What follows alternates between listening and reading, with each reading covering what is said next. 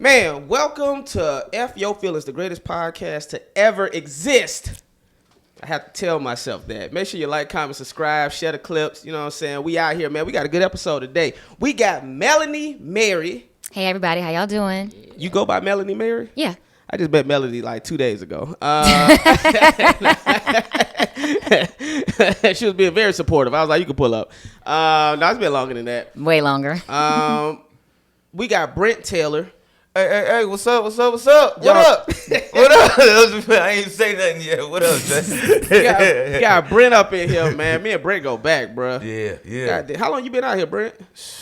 13 years, man. 13 years? In these streets. Yeah, I've been out here. It's going to be 16 for me. Wow. Yeah, it's going to be 16 in June. Ooh. And we got Howard Alonzo. Dope.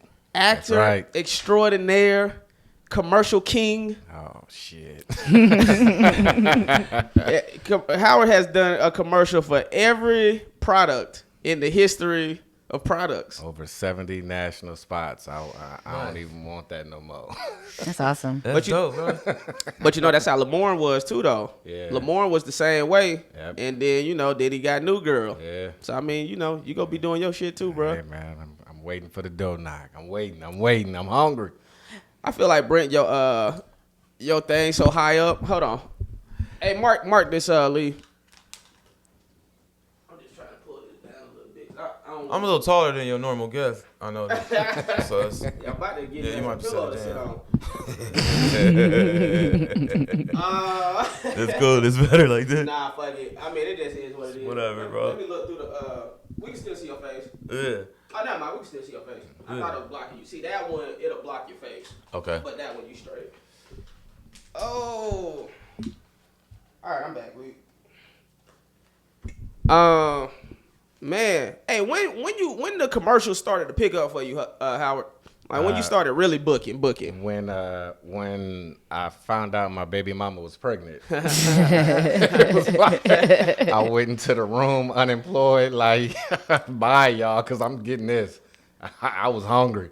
Damn. It was crazy. I feel like I used to always book stuff when I didn't care. Like when I really didn't give a damn, like especially when it came to commercials, when I was just like, man, fuck this commercial. I would go like way over the top and just say whatever. They're like, perfect, nigger, perfect. I see. Where's your agent? 200 South La Brea on that grind. 200 South La Brea. Anybody don't know? You been auditioning yet? Not for a commercial, no. 200, you be auditioning, don't you, Brent? 200 South La Brea. That's what it's almost like extras casting. Like what is it called? Central casting. When you come to LA, it's 2 spots you have to go through. Yep. You have to go through Central casting, and you have to go through 200 South La Brea. Yep. Because 200 South La Brea, that's where they do all the commercial auditions, man. I'm gonna tell you a little crazy story too, man. I probably shouldn't say this. Let's do it. Crazy ass audition. Let's do it. I want to hear Let's do it. It ain't well, I'll tell you my craziest audition, but I was gonna say, so like I had did a TV show, and one of the main actors, he was being difficult on the show. The show got canceled, and then one of my homeboys hit me up and said, yo, I seen such and such at 200 South La Brea. I was like, because he was one of like the main people. You know what I'm saying? And so he didn't appreciate that we was on this TV show at the time, and what a blessing it was. Yeah. And he was like being difficult and talking shit, and then he had to, go back to 200 South La Brea. You know what I'm saying? So He got demoted. it was a demotion from where he was at. It was a demotion. Yeah, because he should have been getting offered spots. They should have been like, come on, Pepsi wants you. That's a fact. And see, I did get offered right after that, and he did not get offered right after that. He was back at 200 South La Brea. Worst audition. What's y'all story? Y'all got any stories? Like bad audition stories? I'll tell y'all about it. I was about to say, who going? Go for it. Go, Brent. The Brent. worst audition I had was I remember going. I had 2 of them, but first I remember. Okay, look, I remember I'm going with Teddy. Teddy, my cousin, Teddy Ray, and rest in peace. Rest in peace. Teddy the Great. That's what I like to call him. Man, Teddy the Great, man. And so y'all know, man. Teddy a legend. Teddy one day hit me up. He said, "We about to go do the agent hit us up. We had the same agent, commercial agent. She got a commercial for us, Brent. Come on, we can do it together." I'm like, for real? Where it's at? It was somewhere. I think it was somewhere off La Brea. We had to go do some whatever, right? Okay. So I get there. I'm excited about it. I'm like, what we got to do? What I got to do? he was like, man, just all you gotta do is just remember this part right here. And it was just something like, it was like some camping equipment. It was just like camping equipment. So I'm thinking I gotta go say to camp, say a little, oh, this is a great tent. Love this tent, great, dope product. Everybody should get this product, whatever. And at the end, it was like, it keeps me warm or something like that, right? Right. Very clever writing by the ad. You know how I remember we in there, it's like one of them tight ones. It was like hella people in there or whatever. So I remember we just wait on our turn. They finally called us. When they called us together. They were like, Brent Taylor and Teddy Ray? I was like, oh, together. Oh, okay. I'll do side by side or something. And when we get there, see, we had no concept of what. When we get there, we could see like a little bit of background. Basically, it was like some gay camping gear. Gay camping gear. I don't know how you explain this, it bro. Was gonna keep you warm. It was man. It was something we had to be together. He had a line and I had a line. We were supposed to say it together. We were supposed to hug while we said it too. Wow. We were supposed to say it arm in arm. And I remember looking. I was like, yo, it's my first audition I did with him at the same time too. So I'm like, y'all were tag teaming the audition. I was like, yo. I don't think that was camping. I was like, yo, audition for I was like, yo. And so I'm mad, B. I want to be mad and I want to spaz out on him. Like, yo, what the fuck you got me on? But it's the first one. So I'm like, trying to be on my good behavior. Like, well, maybe this is how it goes sometimes. Maybe this is what you're supposed to. And I remember I took him in. We like went over to the side at one point. I remember I looked him in the eye. I was like, man, you lucky you my cousin. I'ma do it. We can do it. But don't hug me tight. We don't hug with one arm. Just one arm. That's wild, bro. Like butt plugs in the forest. Yo, it was deep. That shit was deep. And if y'all know, Teddy like 400 pounds, yo. So it's like Teddy holding me. Teddy was like holding me with one arm, and I had to hold it like we like this, and we had to like read our line. This Kevin give us one. That's wild. Yeah, I was hella bad. I don't got a gay camping story audition. Neither do I. All mine have been heterosexual. Unfortunately, no, I'm joking. So, what about y'all? Y'all got any? I have one. Go. So I started acting when I lived in Atlanta, but I also sing. So before I started taking acting classes, I was doing theater auditions. So I would get through the singing portion fine, but when it got to like a monologue portion, I didn't know what I was doing. So I went on one audition and sung the song fine, and then when I got to the monologue, the lady didn't even let me finish. She was like, okay, thank you. It was so bad. Ooh. I was like, maybe I should take some acting lessons. Yes. So that's kind of what started my journey. Yeah. See, I always tell people I went to a performing arts high school before I got out here. So people were seeing me booking stuff early, but I was like, I was trained before I even got to LA. So it wasn't like I just started acting when I moved out here. Right. Where are you from originally? These fucks. Huh? Where are you from originally? St. Petersburg, Florida. Florida, okay. Tampa Bay area. You know what I'm saying? It's not on the map. You're very disrespectful to the Tampa Bay area. He's mad because he found out Disney World was better than Disneyland.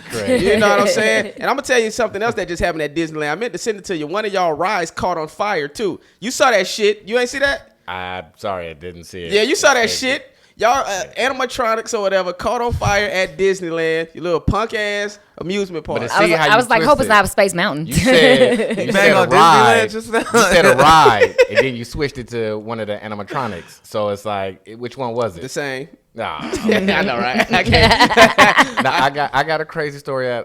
Mine was at a callback. So callback, you need to be off book. Yeah. And it was at 200 South La Brea. And McDonald's had just came out with their strips. Move your mic. So they been had the nuggets for years. So they just came out with the strips. So God, those were so disgusting, by the way. I didn't say that. They teamed us up. So they brought me in with another guy, and we go into the room, and we're supposed to be two guys on the bus stop, and one has the strips, and the other is just kind of looking at it, and he's like, he goes to share a strip with him. We go in the room. The guy goes first because they was going to, you do the roll first, and then you do the roll. And the guy goes first, and he's just like, oh, dude, like, and the director goes, hey, are you okay? And the dude smells like alcohol. Oh, my God. And so I'm kind of just sitting there like, you got to be kidding me. Director lets the guy go again. The guy goes, and the director's like, okay, you guys could go. Thank you. Ooh. And I'm like, I went into old Howard mode because I'm from South Central LA. Yeah. And I was like, hold on, dog, hold on. I'm not drunk. Like, this is my callback too. And the director kind of looked at me and was like, okay, I'm sorry, Howard, you could stay. bring somebody else in with Howard. I read with somebody else, and everything was good. I got put on the veil, had a second call back, which they rarely do. Was on another veil, and they went with somebody else. But I was like, I had to stand up for mine. I'm like, yo, this dude drunk in the callback, like talking about I had a long night. And the director was like, all right, bye, y'all. Y'all could go. That shit used to kill me, bro, when I used to see, like, actors going out and partying. I used to be like, I had friends when I first moved out here, they would be partying all the time. And I'm like, well, what have y'all accomplished? I don't understand what we celebrating. Yeah. You know, I'm like, y'all need to be on y'all grind. So that dude, whoever he was, I don't know, maybe he dealing with some shit. I don't know. I guess I'm evolved some when it come to my thinking.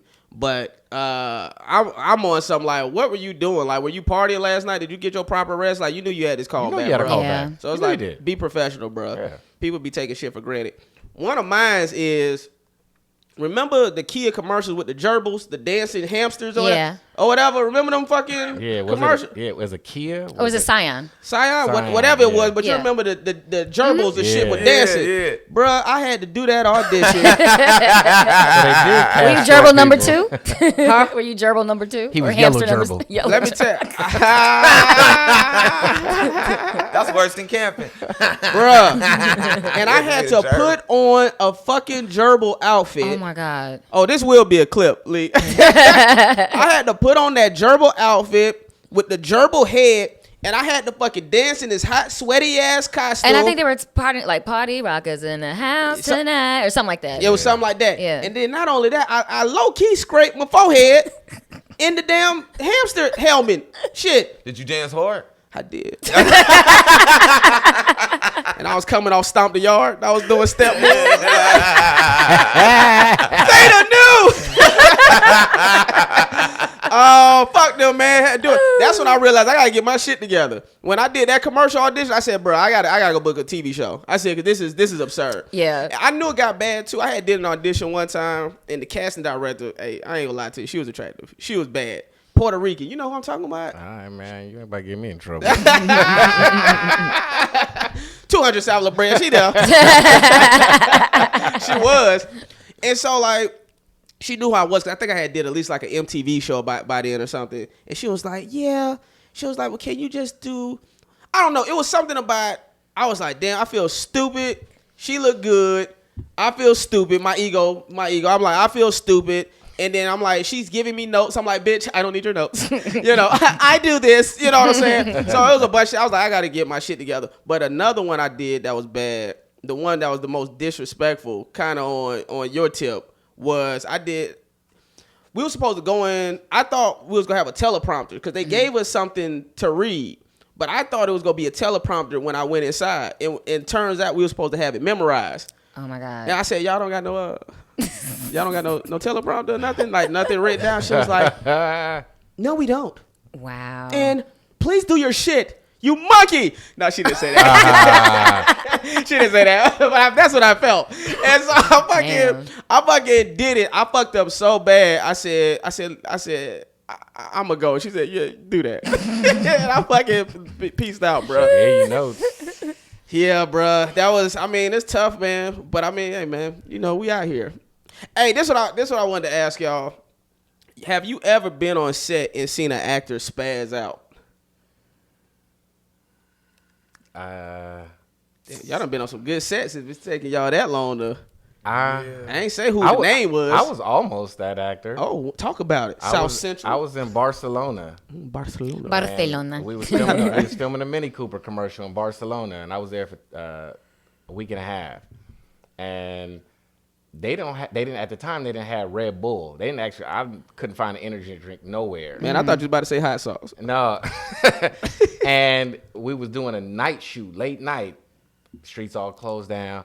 And I was tired as shit. Move the mic a little closer. And so I was like, yo, I need an energy drink. I need a Red Bull. I need something. I don't care if it's sugar-free. I need something. Hour go by, nothing. 2 hours go by, nothing. 3, you know, this is a waiting process. We sitting there, so I'm getting tired. I'm getting burnt out. So now I'm cranky. I don't like the food. The food there was nasty. And I finally asked somebody, like, yo, can I get an energy drink? Dude came back with a Diet Coke. Disrespect. And yo, I had to catch myself, man. I was like, yo, like this not cool. But I had reached that boiling point. Because anybody know I need my energy drinks. I got one now. I don't drink alcohol. So I was like, yo, I needed an energy drink. So I was almost that person. Now, see, I'm like that when it comes to breakfast. Like, I have to have breakfast in the morning. Yeah. And I remember being on set, and I was like, yeah, I just need to eat my breakfast. It's like, well, they need your hair and makeup now. I'm like, lady, if you like the PAs, the PAs that come to your trailer and they'll knock on the door and they'll be like, they need you in what? I'm like, yo, I literally just got here. I literally just got my breakfast. Like, give me 5 minutes to get something in my system. And then I could smile and tap dance for y'all motherfuckers for the rest of the day. But just let me get that in. It's the same way some people got to have their coffee or whatever the case is. So I know how that is. Well, it wasn't like a spaz, but I did an independent film when I was still living in Atlanta, and we had a scene where we were taking shots, and we took real shots of like vodka. So by the end of the scene, this was a Tubi production. it probably is on Tubi now. It never even came out. That's how how bad it was. This is a YouTube, right? Shit went straight wood. But no, like so by the end of the scene, I mean we're all lit. And it was like in a hotel room. I mean, nothing happened, but it was. This sounds like a setup, right? But I did on that same film. It was called Life Without Hope. Good. Now we know who the producers are. So right. Me too. These niggas. Exactly. But there were two. It was like identical twins that were in the movie, and they wouldn't come to set until they wouldn't come on set until they got like their salmon salad. So like we already had like craft food, whatever. God. They wanted something different, so it held up a scene because they didn't want to. They was like, we have to have our special diet. They was white? No, they was black. Okay. See, now this is what this is the point I was about to get to. I've seen people spaz out on set. I've never spazzed out on set. When anytime I've gotten close that I was about to spaz out, I was like, give me a minute, and I step off the stage or something like that. And that only happened once, and that was so. Anyways, I used to see some white people spaz out, and I was like, they can get away with spazzing out. They can. You cannot be black spazzing out on a production. No. Definitely not no white production. Not all the white people. Go ask that white boy that was in Lethal Weapon.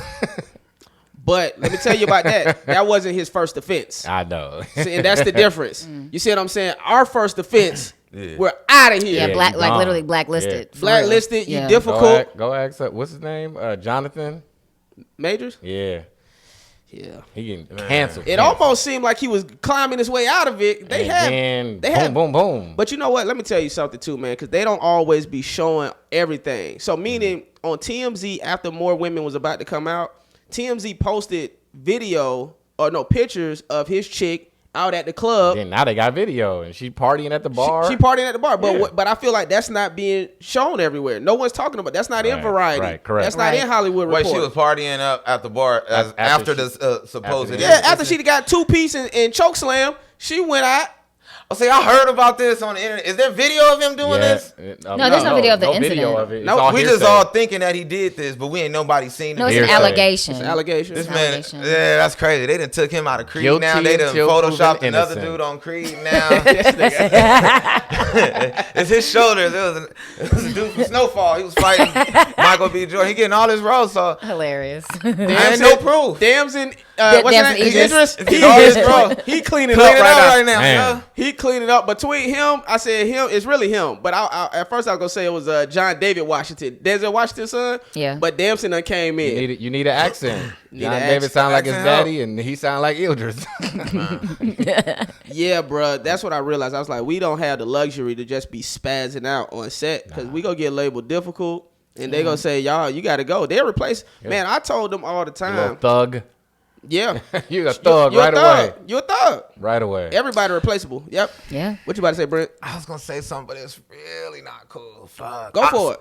This is called the last black person I seen spaz out on set was R. Kelly when he was doing the Gail interview, and he was like, "Damn it, man! No, y'all need to believe me." I don't know if that's spazzing out. He was like getting he was fighting for his life. He was wild. I'm tired. I'm fighting for my life. What the fuck is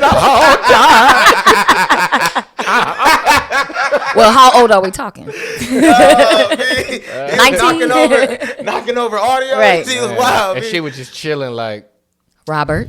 Robert. I know, right? Talking like an elementary school principal. Yep. Nah, that was a black mama. She was like, For sure. Robert. I have a joke that I was just talking about how black women don't snitch as easily as white women, and because think about it, he had to do 3 mixtapes of pornos, pee on several chicks. 10 years had to go by. A documentary had to come out before the black women was like, you know what? Let's go ahead and take them down for real. They don't. Because how many times does your mama be like, you better tell your daddy what you did? That's right. She didn't snitch on you. You better tell your daddy what you did. That's a fact. Well, and Chicago protected him. Let's be real. I'm from Chicago. So I'm about to say, I hope you from Chicago. I was in high school when he was like going around in high schools. He didn't come to my high school. You was light skinned. Wait, whoa, run that. No, because I'm my headphones. Did you say I was in high school when Kelly was going to the high school? Yeah, he used to come around. Like, it was a thing. It was a thing. Did you see the documentary? He would hang out at this McDonald's downtown, Yeah, Rock and Roll McDonald's. chilling. Hold on, Yeah. say that again, Melanie. He was hanging out at the Rock and Roll McDonald's, but he would go up to Kenwood, which is where he went to high school, which is in Hyde Park, which is where Obama lives. And he would go pick up girls like at McDonald's and at Kenwood. Well, you got to go to McDonald's. That was the fries. Ba-da-ba-ba-ba. Next up, Chuck E. Cheese. Right. He wasn't at my high school. No, but he went would to hang his at- old high school. Justin looked like, well, he was an alumni. No, but he would go to mall, like whenever lot he of would go to guys did concerts. If he had a concert in the city, I he do would go to not the mall. condone the actions of R. Kelly. I got to say that shit for the audio listeners. But he would go pick up girls at the mall. Like whenever he had a show in a different city, he would just go pick up girls at the mall because that's where the teenagers hung out. Sheesh. I mean, and that house, he had a house in Olympia Fields. I still and- play R. Kelly. I do care. too. I bangs but, R. I mean, he Kelly. had a Don't house- lie, Justin, you do too. I can honestly Yeah. say, since he went to jail, I have not played R. I Kelly. bang R. Kelly. They play Elvis. They play all that other shit. They was out there with Lil Bape. I bang R. Kelly. R. Kelly come on right now, you'll get goosebumps. You feel like, Let's see. Is this the Batman soundtrack? I bang R. Kelly. I don't play that. You sit there, you look up all them dudes. Elvis and them was wild. They was wild cats. They still play R. Kelly in Chicago. What Elvis is? I'm finna see if R. Kelly is even still on Spotify. Is he on Spotify? He's definitely still on. Is he? my Oh. iTunes. He's still on Apple Music. Hey, 4 million Why you monthly He keeps Spotify alive. listeners. But I tell you Get what. the lights on. I tell you what. R. Kelly still got it popping. I tell you what. Justin, that's why he look at him smiling. Look at the joy this brings to you. That's why I'm all offended. We're all fucking canceled. The way you got me playing the field. Baby, give me that Toot. Let me get that. Beep, beep. Holding my hands through my fro. Pumping on 64s. Why they say This a remix to ignition. Hot and fresh out the kitchen. Mama rolling that body. Got every man in here wishing. Sipping on coke and rum. I'm like so good, I'm drunk. It's the freaking remix. Baby, I'm about to have me some fun. Okay. You're fucking canceled. Bounce. Come on now. That never happened. Edit that out. God damn, you ain't never seen 4 niggas get canceled at the same At the time. same damn time. Jay-Z need to have R. Kelly do the Super Bowl live from prison.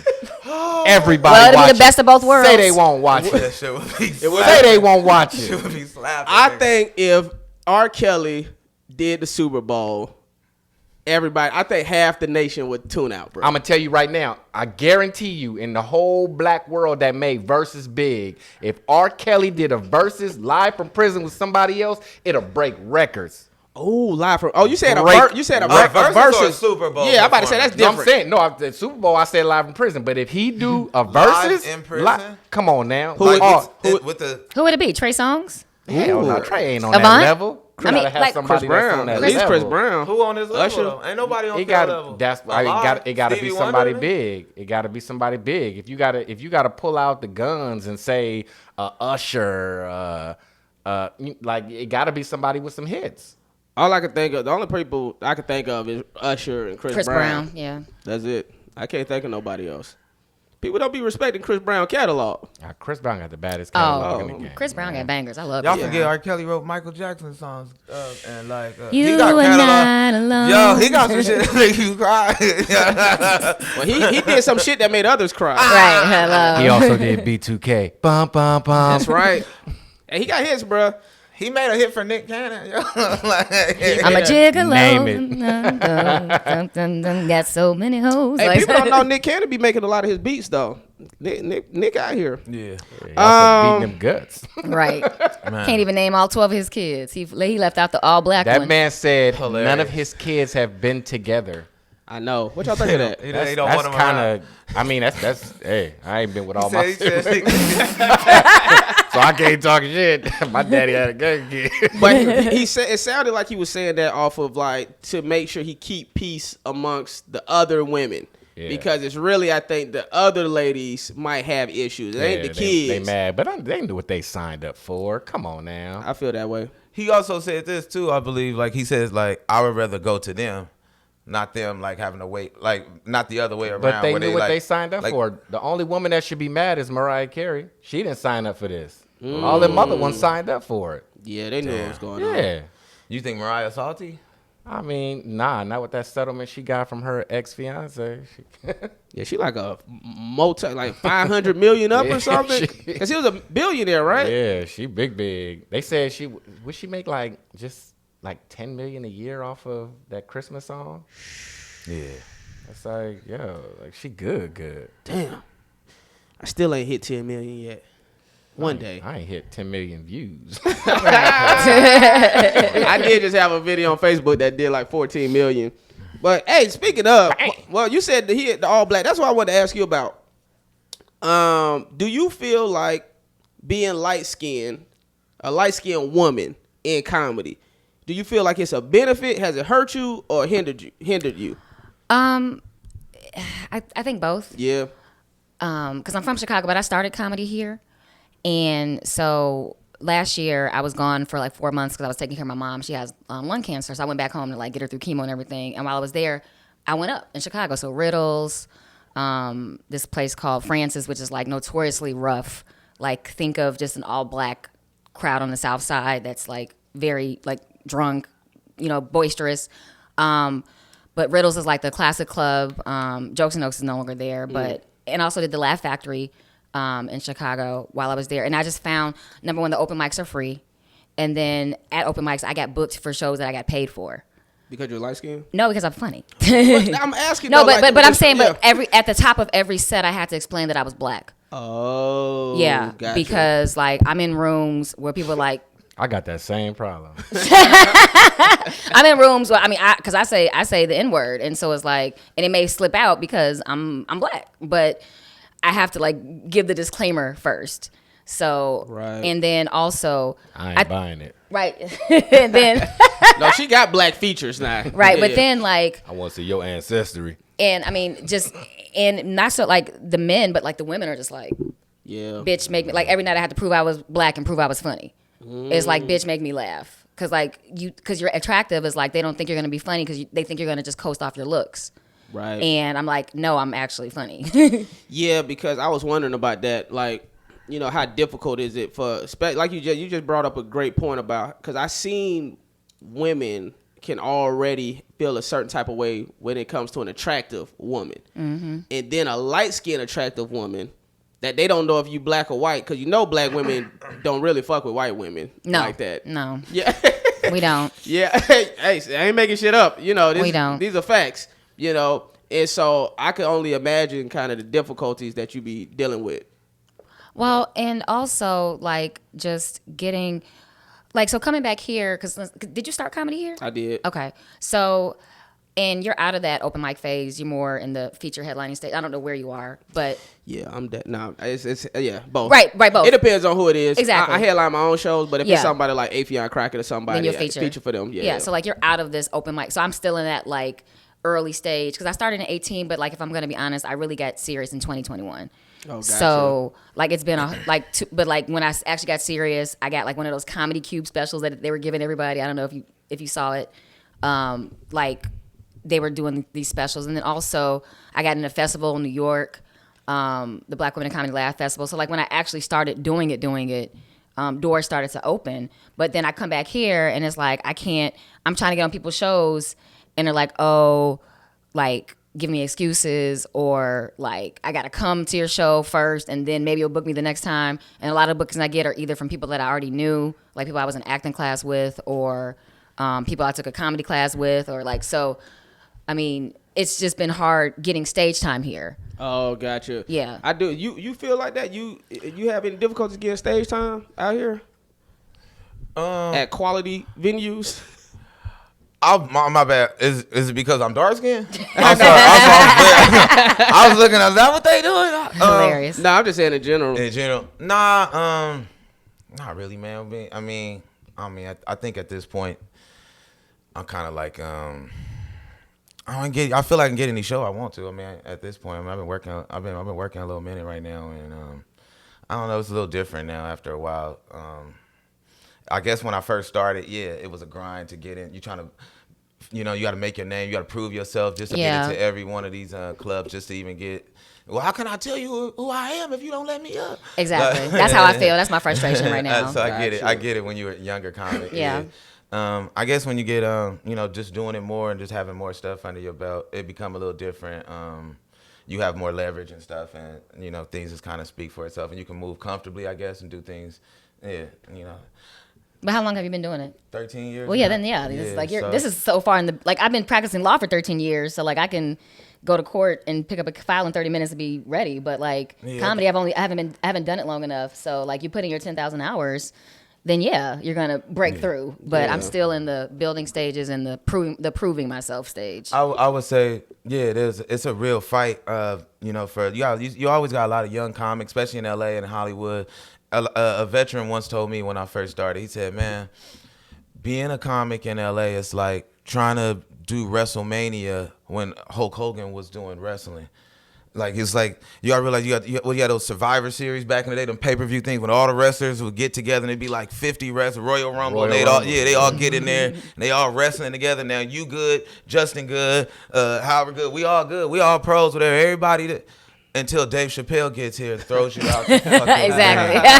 So that's what it's like to do comedy in LA. That's a perfect analogy. It's a Royal Rumble, yeah. But I get it. Like, as you get a little more time under you, it get a lot easier. You start to be able to do the stuff you want, and clubs call you more than you call them after a while. So it's, I guess, I don't know. You ever did stand up? I've done some open mics, and I got cats on my head telling me to get my ass on Just stage. move your whole goddamn mic stand closer. They just tell me, Howard, get your ass on stage. Get your ass on stage. Yeah, 'cause you're funny, bro. I always felt like, it's a lot of time. You got to put a lot of time into it. Yeah. And my son is now 19. So my dad wasn't in my life, so I devoted every minute, every second to my son. So he was doing basketball, he was doing travel ball. So he wasn't just doing parks and recs. My son did the top of the line, top tier basketball. So I was always involved in that. So it was coming home, getting ready for tomorrow, training, practice, school. So it was like a lot of my time was put into that. It wasn't like I wasn't at the club every night. I wasn't here. It was just like, those precious times I put into him. So now he's 19. So now the only thing that's stopping me from doing it is myself. Yeah. So I got a phone full of jokes. I got a gang of stuff. I don't got to name the people that I know, and they all like, nigga, come on, you can go on tour with me. We can do this. And it's just me. I just got to go and get up there and do it. Cause like I'm from LA. My sister went to high school with Teddy. You know what I mean? Teddy used to be at my house when he was younger, little boy, before he even got on the stage. Everybody. Every Wayans I know. All the Wayans. I know Kev, D-Rage. I was just with Jackson McQueen yesterday. Oh, were you? Yeah. So I'm around it. It's just I just got to do it. I used to always go up to Marty's.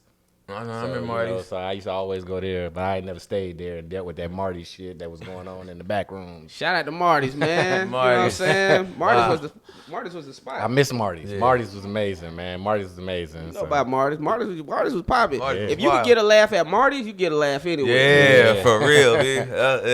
Marty's was good. I love the environment because a lot of open mics, man, you don't got that same environment. You get off that stage, man, and you got Justin coming over to you like, yo, that joke was funny. You should do this. You should. But, everybody was actually helping each other at Marty's. Camaraderie there. Yeah. So a lot of these other spots, I feel like you just go on stage, you do your thing, and then there's just somebody just say, Yeah, that's a fact. Because it's only one open mic I still go to now. It's Dante Chain. Got a he spot. just moved it, right? 'Cause Yeah. I went to his spot that was on Melrose. Right. And so I was going to some shit. Oh, okay, you know, so, yeah.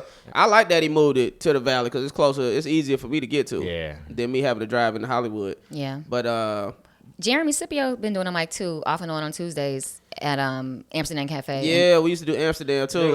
He's got that back open. Yeah. Oh, that's Yeah. back? But it ain't every week. Yeah, though. it's Is whenever. that on Magnolia? Magnolia, Yes. North in Hollywood. Yeah, that used to be the joint, man. Yeah. That used to be the spot, bro. Brent will always live in infamy with me because Brent told me one day, he said, Justin, you the evil version of me. I said, Negro, you the evil version of me. It was like that Spider-Man picture when they do this. But it's like every phase I've been in, every hairstyle I had, it's like he's that dude you don't want to see in an audition, bro. It's like, Oh my God, I auditioned for a biracial mom, and literally I went in there, everybody looked like me. It was so fucking weird. Like, we all had curly hair, light skin. I was just like, I'm not going to get this. You've had one of those when you go in an audition room and it's a gang of you. I've had that. I did like a basketball. They wanted a short basketball. I was like, oh, I got this. I hoop. I'm short. I got this. I went in like everybody. My hair was bald and stuff. It was just a bunch of short black bald dudes. They all. I was hella mad. It looked like a bunch of Nick Van Exels. Everybody was just hella mad, bro. Gang. I done seen. Man, they all had game too. I was like, man. Who's your arch nemesis? I ain't gonna say arch nemesis. Who's the person that booked the roles that you was close to booking? Alfonso. Alfonso McCulley. Yeah, I got a story about that. Go for it. Me and Alfonso was up for Fat Albert. That's a good one. And This was pre-rape Bill Cosby. We are going through the process. I mean, I'm driving down the street and getting a call from my agent. Hurry up to Culver City Studios. They want you guys to come back. They want you to come back. We had offers on the table. I seen the money. For Fat Albert? They I got the seen cash. the money. The briefcase was So before this, he had got booked to do Fat Albert, but the production fell apart because him, Bill Cosby, and somebody else they just wasn't seeing eye to eye. So they tore that script up, tore everything up. So it was done. So now they auditioning again. So we going back and forth for the role that he ended up getting, right? So they said, wait a minute. We still haven't found Dumb Donald. So they said, you guys are going to continue auditioning. Uh-oh.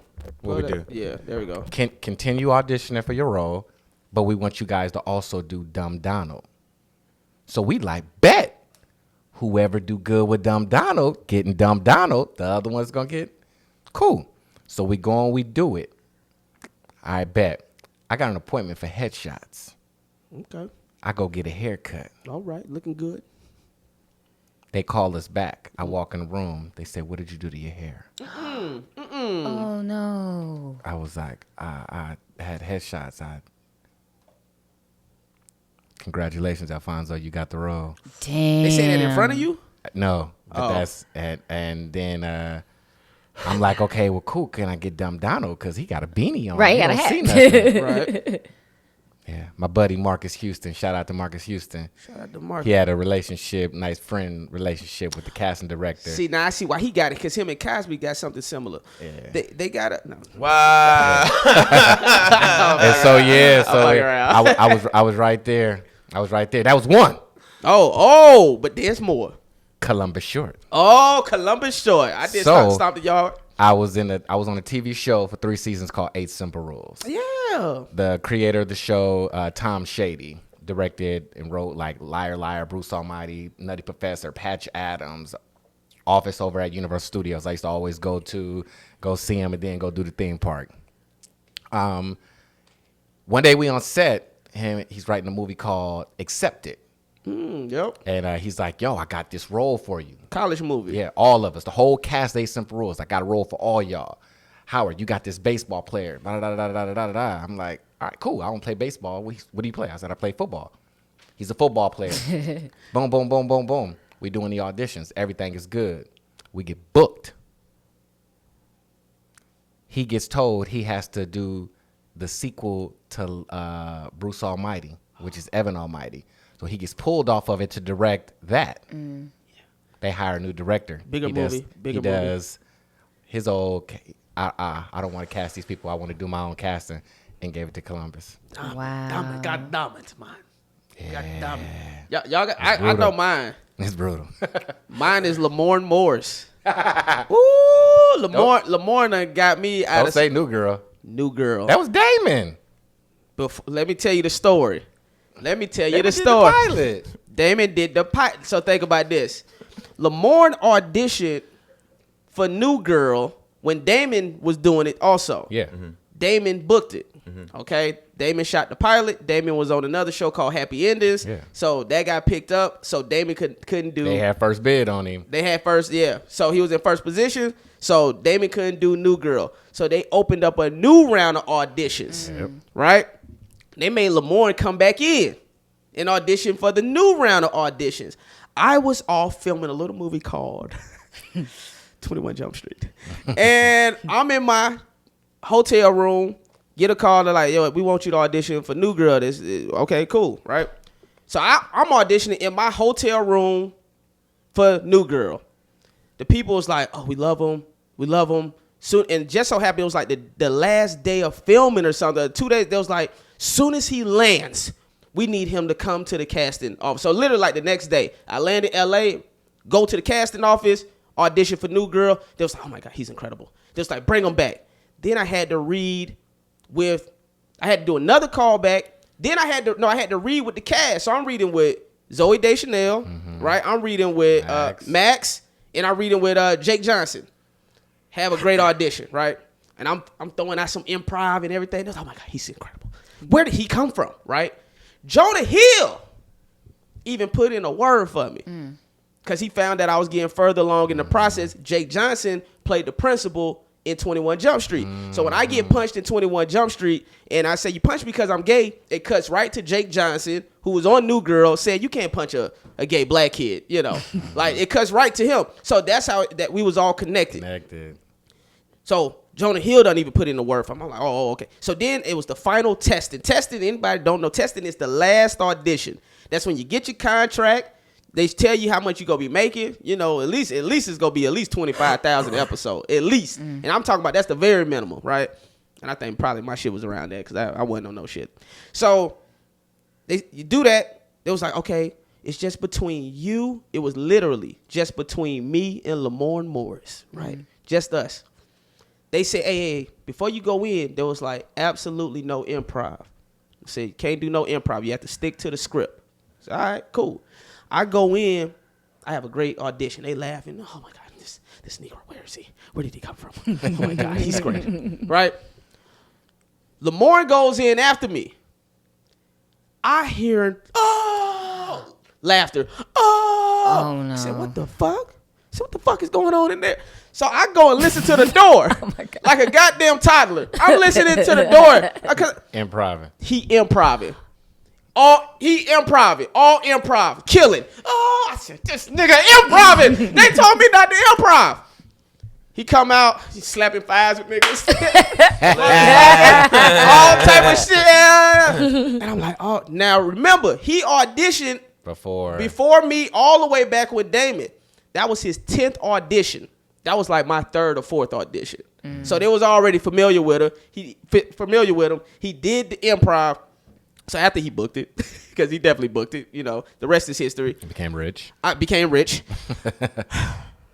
I went off and booked Rush Hour, and that got canceled immediately. So he went off and did New Girl. I know, right? He went off and did New Girl. I said, hey, man. I said, you did improv. I said, they told me not to do improv. He said, they told me not to do improv. I was like, fuck that. I'm like, man, this is my chance to book this show. Man, I'm finna say whatever the fuck I think is funny to book this. Shout out to Lamorne Morris. And that's actually how I booked Rush Hour. Because when Rush Hour came along, the casting people had gave some notes. And it was like, don't be over the top. Don't, just play it natural. And I was like, man, fuck all that. I'm like, I know Carter. I seen Rush Hour. I'm finna do this shit the way I want to do this shit. That's the real lesson. Yeah, you just got to do you. Yeah, I know. I was tired of looking over to my right and seeing the bus stop and seeing your face on the side of it. I was like, all right. And then when that motherfucker got canceled, they was like, we invested too much money in this nigga. Magnum. But you know what's so funny? There was no promotion in LA for rush hour. There was no billboards for rush hour in LA, bro. To the point I had my reps call the people and be like, yo, where's the promotion for rush hour? They had a billboard in New York, but that was it. Wow. And I'm going to tell you what else. Go. Did not believe. Well, I mean, go. Look You're at right. There wasn't no advertising. We thought you was doing a live action play on Wilson, the Will Turn Theater. That's some true shit, though. And hires as Chris Tucker. Like, what? A comedian as a comedian. It's very meta. Comedian playing a comedian. I was played, but they do. That's why they put me on MacGyver. That's like, we fucked you. Yeah, we got you. We knew that shit wasn't going to hit. Trust me. We was like, we didn't have another drama. But then Lamar also got me on Barbershop 3. Again, it was between me. Again, it was literally between me and Lamar for Barbershop 3. And I remember we had to do Zoom auditions with Malcolm Lee because he was the director. And I had a good audition, and sure enough, he booked that one too. So shout out to Lamar, man. Hey, very, very talented. Deserve all that shit too, though. Yeah, team dark skin. What about y'all? What y'all got in? Y'all, anybody? Not yet. Oh, it's coming. Not yet. It's coming. It's coming. Hey, talk about roast me, man. That's what I want you to talk about. How you went about getting that, bro? Roast Me came about one day. They hit us up, man. Actually, Teddy hit me up. He was like, "Man, you say I'll never hook you up with nothing. I'll never call you." Like, cause I was always around when ADD started and stuff. Russell that started it with Teddy and Doughboy. So I was around the whole time, but I never really cared. I was doing stand up and stuff, so they was always doing these skits and stuff. I didn't take the internet serious, bro, at first. To be honest with you, and I remember one day, cause I used to hook Ray up. You know, I'm hooked. You know, we do all kind of stuff for each other. And one day, I was like, man, I don't never ask you for this. I was like, but one day, you have to do something for me in this business, dog. You don't do shit for me. I put you on shows. I put you on this. I put you on this. I take you everywhere. You don't do nothing for nigga. You famous. You don't do nothing for me. Then like it was just one day out of the blue, he was like, hey, I got something for you. Come down. We downtown. It was over there like by Dodger Stadium. It was weird. Like it's like some studio that they got over there by some railroad tracks. And I swear he called like every comedian, every like funny comedian that we know in LA came for this, I don't know, this shooting or whatever. And it was like one long shoot. And it was hot that day. It was in the summertime and shit. So the first roast me shit, we was really roasting, fam. We was sweating. It was like 100 degrees, bro. They got us in this factory, like that shit where they had a railroad cars down there downtown and shit. But it was like a dope little studio. They would do concerts and shit out there or whatever. But it was real grungy and shit. And if anybody's seen the first season or the first episode, they had us on like this rotating thing, like a barbecue spit, and we would just rotate around. And it's kind of like how y'all was talking about, like how auditions is, and kind of like you got to fight through everybody. Yo, it's a lot of people. It was really like every comedian. I have been doing comedy for a minute already, and I knew everybody, that come through LA, and we all know who's funny and who ain't. We all know who can, who got. We all know each other's style too. Yeah. And so it was just crazy to see all these comedians. And it was like, oh, this is the funny guy. This is the funny, and then everybody clicks up too. Like comedians click up like high school girls, y'all. Yeah. Like real talk. So I remember everybody just having their little teams and doing everything. I'm really on like the last pick like type shit because I don't really roll like in buddy shit like that. Like, and I just remember waiting in. It was like me, Precious. I don't know. Shout out to Precious. Yeah, and like two other people. I can't remember who they were or whatever. But it was like people that you could tell people don't really like want to like roast with. You don't really like want to roast a girl and certain things. And people want to, usually want to do shit with your friends and buddies and stuff like that. So I get it. Everybody was doing. But that last episode, it was like I said, it was just us, and I took that shit serious, man. Like I looked at it like, man, fuck all that, like fuck all the politics. I don't want to just do this just because my cousin here or nothing like that. Like I'm funny, he know I'm funny. Like this is what we do. I do this. I'm gonna roast him as soon as we leave here. Like so, it was just. I just took it. I took it to heart, and we the shit went off. It was cool. That was like whatever. It wasn't until literally like the next season. We were supposed to do like a promo one day, like a commercial. We were all in the lunchroom, and that's when Roast Me kind of really blew up because that's when we were really just doing a commercial. And we were just sitting around like just shooting on each other and shit. Kind of how we sitting right now, just a setting like this. Everybody was just getting had food. He was eating Chick-fil-A or something. I don't know, whatever it is. Everybody just looking around, just start shooting on each other, and they start rolling the cameras. They kept the cameras rolling, and then that was like all of a sudden that was like an episode. They had us come back. I think we did like a whole season out of the cafeteria one season, and then from that it got legs on it. Big budget and shit come in, and money come in. Now we in big studios. They building sets just for it. A lot of money came in, and then it was just more of it's weird. I never really looked at it like a serious thing. I think from maybe you can relate to it or not, but I just think being short, growing up in the hood and stuff like that, that was like. I don't know, man. It's just like too easy type shit. I feel like we always do that shit. I'm a bag on Justin anyway if I catch him slipping. Like, you don't have to. And y'all gonna pay me to do this? So, you know what I'm saying? So I don't have to use none of my jokes or nothing like that. None of the shit I actually work on. Y'all gonna pay me the most? Like, for real? You gonna give me a bag for this? Ah, hell yeah. So, and then it's just. Have you ever had your feelings hurt? Anybody ever said something you was like, ooh, they kind of struck a nerve on that one? Nah, not me. Like, one thing I could say this about me, like, to be a good roaster, man, it's just like being a good comic, man. You gotta learn how to take a joke too. And I know I got a little bit of sense of production and stuff. Like I understand like how things are gonna look to the audience and shit too. So if you sitting there getting salty over it or something like that, it's gonna look weird. It's gonna fuck up the flow and shit like that.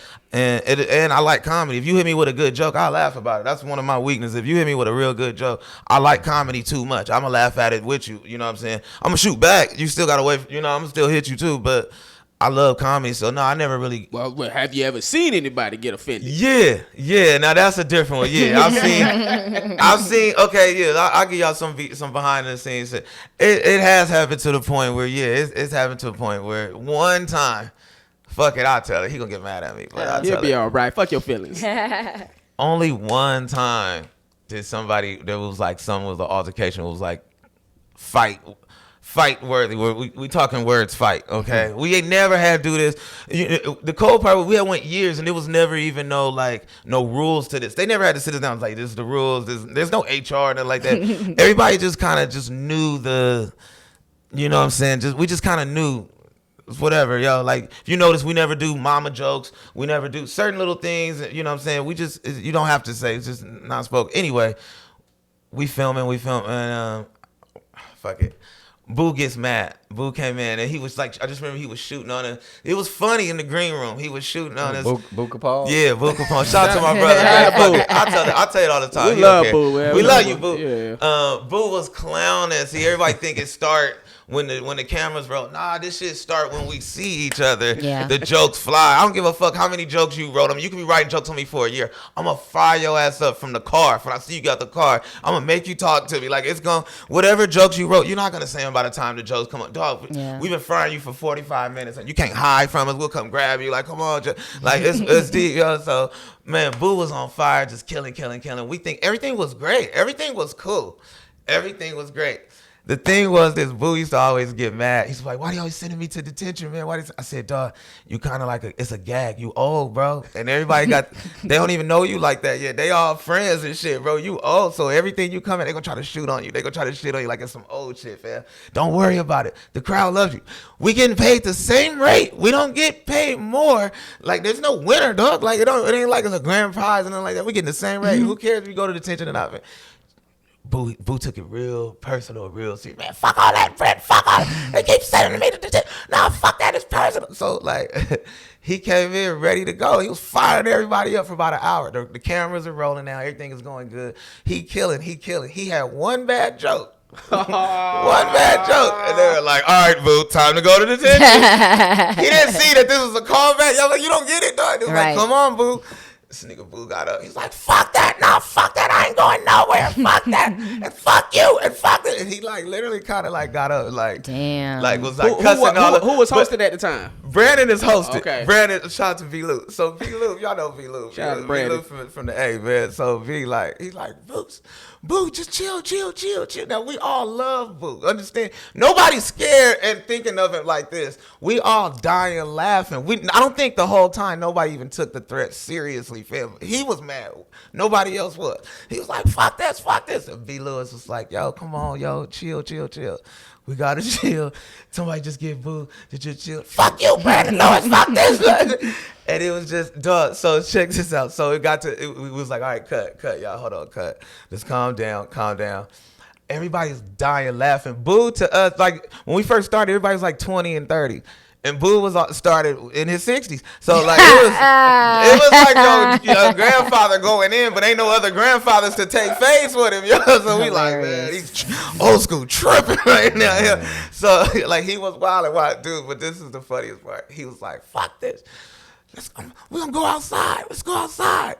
Nobody knew who he was talking to because there never was a direct like beef like that. So Boo hot.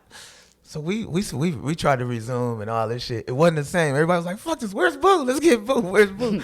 They said, he outside. Brent, go get Boo. I said, all right, I'll go get him. I walked outside to go find Boo.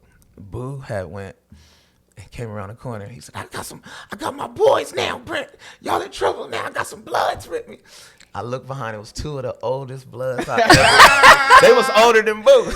Rolling up in a wheelchair. Dog, bro. Oh my God. Old, bro. Like good 70 and 75 foot up. I was like, dude, I was like, yo. They had canes. Right, y'all Walkers. like, just chill, B. Like, it was just the funniest shit. So it wasn't like no fight. Like, we ain't never had nobody like. Honestly, we ain't never had no. That's the worst anything. That it was really just funny to us. Nobody got physical or nothing like that. Or I think people have gotten their feelings hurt. Yeah, I've seen that where people have gotten their feelings hurt. But I think that just come with that's some ego shit, B. Yeah, that's why I'm not on the show. Hey, let me tell you, man. Yeah. Shout out to Boo Capone. He is by far probably one of the biggest LA legends with a resume that'll shock you in these LA streets. Yeah. He remember the West Side Connection, Mac 10? Yep. Yeah. He's in the West Side Connection. A lot of people don't know that. They think he be playing and shit. With Boo Capone is a for real. Boo got a real platinum album. He from the neighborhood I was from. Boo got a platinum album, man. Like, he got a platinum, and his house is a real platinum rack. Like, I used to think, it's funny because it's like he said, if you know Boo got so many, he's really like one of the most interesting niggas in LA, bro. Like, he got so many wild stories. You think all of them are false. You think all of them are fake, but shit be real. He lived like 10 different people's lives, bro, like successfully. Like, he used to always say, man, I'm in the West Side Connection. And one day I'm at his house. I was like, man, fuck all this, Boo. Like, yo, what song is you want? I know Mac 10, right. Ice Cube, Dubsy. I never seen you. It's 3 of them. When were you in the West Side Connection? But for real, his album. It's like the remember the wrestling when WWE it was like the Attitude Era and they used like rappers to bring the wrestlers out. Yeah, he's on that West Side Connection song, like for the Undertaker or somebody like that. And that he rapping. Yeah, with Ice Cube and Dub C, like he really was with the West Side Connection the whole time, whatever. But and a for real gangbanger. I'm gonna have to have him on because I want to hear that story. Boo Capone is because I want to hear a child actor. He was he was on what's the shit with Arnold, nigga? Different Strokes. Different Strokes with Arnold, bro. Like I don't know if you know, like in LA, like you go places and people will ask you like where you from, like who you know and all that. Boo Capone, a name would come up a lot. Like and he was like phone call. Like people would be like, yo, nigga, I called. Yeah, to check he's not lying. Like, yeah, he's actually not lying. Who that dude? I know comedians that have said this to me, and I've looked at them appalled. Like, what? You did what? They're like, yeah, y'all man, looking at the old Boo Capone. Yeah. The Boo Capone I know, I walk up in somewhere and Suge Knight will stand up and give him a hug. Like, be like, yo, real like shit. You know, everybody in LA knows him. I ain't know that about him. I knew he was on coke. But I didn't know. No. I think I love to make him mad. But Boo, he's always been so nice to me, bruh. Ever since he ever met me, he showed nothing but love, bruh. But the other, I'm glad y'all told me that about cool it. I didn't know about his past life. The other comedian that you don't want to piss off is Reggie Carroll. Reggie is way different than Bouquet. That's a way different legend, an equal legend. That's my boy as well, man. Oh, I love Carroll, Reggie. man. I love That's Reggie. my Carroll. boy, man. You don't want to. I'm glad he on my good side. I'm glad I'm on his good side. Yeah. You don't want to get on his bad side. Yeah, Reggie for real, man. I ain't saying nothing. I ain't saying my boy Boo not for real, but I mean they just two different characters. That's all. Boo a legend. Reggie a legend too, but you know one from Baltimore, one from LA. Right. That's all I can say. Yeah, Boo Capone was one of them people that talked to Tukey Williams and all of them. Like he was literally, like I said, like I'm younger than Boo. Boo was an OG in the hood. So anywhere and everywhere I went to, if you drop certain names, Boo was one of them. Like it'll get you out of a situation. That's why it was funny when Boo started doing stand-up comedy. Mm-hmm. I was like, this ain't. That's why when I said like, he went and grabbed some bloods, I wasn't playing. He really did get two of the oldest bloods. That was not a joke. He wasn't calling him. He just went outside, and it was like two old bloods that saw him. I was like, Boo, and he was like, blood. And then like, pull up. It was hilarious. I know it's serious because when I said Boo did coke, y'all niggas got quiet. Y'all was like, don't say that. Hey, man, that's his business, dumbass niggas. Shout out to Boo. Cocaine. I don't know what Shout out what to he all do. the dummies that do cocaine still with all this fentanyl in it. Can't do it. Buddy, hold You on. said that like just because it's the fentanyl. I mean, I done know too many people that died from fentanyl. Yeah. You know what I'm saying? A couple of comedians. I know a few comedians that done died from that. You know, R.I.P. You know what I'm saying? real, That's why I don't mess with that. Y'all been in any crazy Hollywood parties? Howard, I know you done been to some shit. Hey man, they white. I ain't saying that. You done experienced anything? Have you experienced like any like disrespect from dudes? You mean like other male comedians? Yeah. Well, I'll tell a story. Or like professionally, whatever. Like I did Cameron Torrey's Trippy Tuesdays, not him, but I met somebody who was like booking a different show, and he's like, "Oh yeah, I'll put you on my next month's show," blah blah blah. But then he asked me out, and I was like, "No," and he was like, "Because I was like, you're too old," because he was like 55. It was Boo. No. Watch when you 55. You ain't gonna say it's old. It's the callback for me. But no, I'm 41, so it's like that's still a bit of a. Damn, you look good for your age. Thank you. I have just enough melanin to not age like a ripe banana. Yeah. To not age like an old white woman. I'm 58% European, 42% West African. But You white? No, I'm playing. not in America. One drop. One drop. Don't let him disrespect. He's a disrespect. I found that out about him last week. He's a disrespectful Negro. I mean, come on. Don't be mad at me because I'm a real comedian and you just got a whole bunch of jokes and you don't want to get up. I'm nervous. But anyway. nervous. But he asked me out. I was like, no. And so I know he's never going to book me. Smart. And then smart. Somebody used to ask. Who's that? Howard said. Yeah, no, that's smart because come on, when you get that power up, it's gone. Like it's there. So even just a date, it's just like he gonna feel like, yeah, I got her. So you're right, you smart. No, I mean, but I don't want to mix business and pleasure. Like, I mean, have I dated comedians? Yes. Will I tell you who they are? No. I was gonna ask. I wasn't gonna ask you that, but I was wondering, have y'all dated in the industry? It's Yes. well, yeah, because it's like, hazards of the job. Like, I mean, you're around these people all the time. You're hanging out. Alcohol is involved. Maybe weed is involved. And so it's like, yeah, you're gonna start dating each other. Like, it's inevitable. But like, I don't want to date anybody that could put me on. I just want to date if I like you. You know what I'm saying? And so, but like... You want to date one of these open micer niggas. That's what you saying? Not really. But I can't date a guy who I don't think is funny. Don't do that. Well, that's what he will. One of them will. No, but like I can't date someone I don't think is... Like if they're a comedian, I can't date someone if I don't like their comedy. Like, and I would say this, like, if they don't like my comedy, don't date me. Because like, I think I'm funny, and enough people think I'm funny. So it's like... Yeah. But and then some of the married comedians are very... disrespectful. I'm not gonna name names, but it's like, get the fuck up out my inbox. Like you big it up like, oh, happy birthday to my beautiful wife, but you in my inbox like, hey, what that thing smell like? You know what I'm saying? What it smell like? No, I mean, but like, no, what that thing do? I mean, like, what's up? I'm about to say. I took it back to uncut. Birthday to my wife. I'm like, what that pussy smell like? Right. I'm kind of kicking tonight. Now, what would be crazy if you asked the chick what it smelled like and she literally like found a way to like get her scent and put it on like a. You remember them sniff like Scratch and sniff. Not even scratch and sniff like cologne. They used to put like it in little samples, like the little vial, like the little crack vial. Some women might need to walk around with them, just so dudes can know what they like, because you might not have a smell that I may want to. It shouldn't have a smell at all. I agree. However, some have a little seasoning. Some have a little smell, but it ain't a bad smell. Right. Some is just more pungent or aromatic than others. So you have y'all. What about y'all? I know you say y'all done hooked up in the. Yeah, well, my fiance is an actress. Someone told me all women, all actresses are crazy. That's what an actor told me. He ultimately ended up marrying an actress. You make them crazy. You make them crazy. Why you say that? Expound. I mean, you can make a person crazy. You could drive a person crazy. What you think about that? What you think about that? You can make a person. I agree with that. I agree with that. Yeah, it all depends on what I bring out in her. She could be cool, calm, the sweetest. But me personally, I might make her be like, ah, like it's like you make a person that way. Okay. Like, I feel what he's saying. Like, you could meet somebody, they could be the coolest person. They all seem out. Nobody you be like, oh, she crazy. I want to fuck her. Like, it's usually something that you see some normality or whatever. Everything be cool.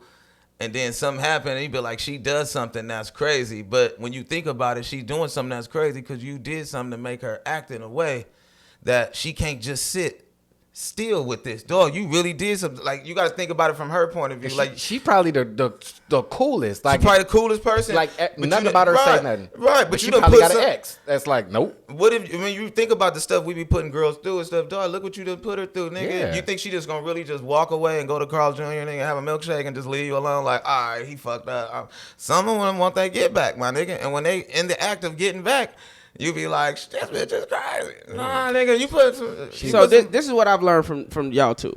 Y'all are the niggas that fuck up in the relationship. Man, I don't. Yeah. I don't. I'm friends with every single woman. We're the ones that's I've loved. Dated. Every single woman that I've saying, dated, I'm cool with. Yeah, but but they won't have nothing negative to say about me. It's just that I'm just saying, just personally. Yeah, you could bring that out of anybody. I agree. It's like my ex could have brought it out in me, or I brought it out in her. It's just like it don't matter. It's just like I said. Every man that's seen a girl walking down the street and been like, damn, she is bad. And it's a dude that she dating, like, I'm trying to get rid of this bitch. Yeah. I'm trying to get rid of her. Like, and that's the same thing. A woman might see a man working out in the gym and be like, oh, shit. But it's a woman that ain't at the gym with him going like, I can't stand this motherfucker. Like, that's just the realness. You bring it out. My dad said, sometimes they say people think the grass is always greener on the other end, and on the other side. And my dad said something like, well, some people, the grass is green on your side, but you made it brown. Like either you see what I'm saying? Like the grass was already green, but maybe you was the issue, So Come on now, everybody painted Will and Jada's relationship as the poster relationship. Right. Like oh my God, I want that Will and Jada relationship goals. Yeah, and it's like at the end of the day, everybody was like, well, damn, I don't want no entanglement. I don't want this shit. I don't want my son walking around in his sister's slide. He got a boyfriend now. You just saw that? Jaden? Oh, yeah. Hilarious. Wait, I'm for real. I thought Jaden. Yeah. I'm not bullshitting. That shit, well, he tweeted about it. But it's you Not know, surprised. I thought he been had a boyfriend, didn't he? Well, he did. So this is his second tweet. He on his third dude. He's the Lori Harvey of boyfriends. But Hilarious. back to what y'all was Corey saying. Harvey. Hilarious. Lori Harvey. Just how y'all was saying, though, look at Will Smith. Will Smith went crazy in front of the whole world. He sure did. He didn't start off crazy. Was that crazy or did he spaz out? Yeah, now we seeing him. Everything he do, it look like he looked like a crazy bitch, man. Yeah, he The does. shit that he doing. Shout out to Will. Shout out to Will, man. But yeah, love and make you do that, man. I'm not doing the shout out to Will. Yeah, I see you. There you go. I'm not see, this doing was it. the thing. The actors were Team Will. The comedians was Team Chris. Not all the comedians. But at the end of the day, it wasn't none of our beef. It was between them two. I don't got no beef with him. It was between I ain't them. doing no shout out. Marlon settled the beef, y'all. Yeah. His beef is settled. Marlon settled the beef. Yeah, he did. That was a fire special. Yeah.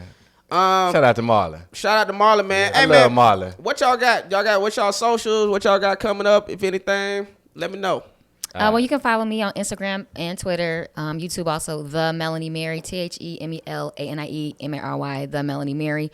I just have I have May shows coming up, so I'm going to put those on my Instagram. So if you want to come out and check me out and see if I'm actually funny. When you perform? You performing this weekend? No, not this weekend. Oh, okay. I think my first show is like the second week of May. Oh, okay. Yeah. But I got festivals coming up. So yeah, I got a lot of stuff coming up. Okay.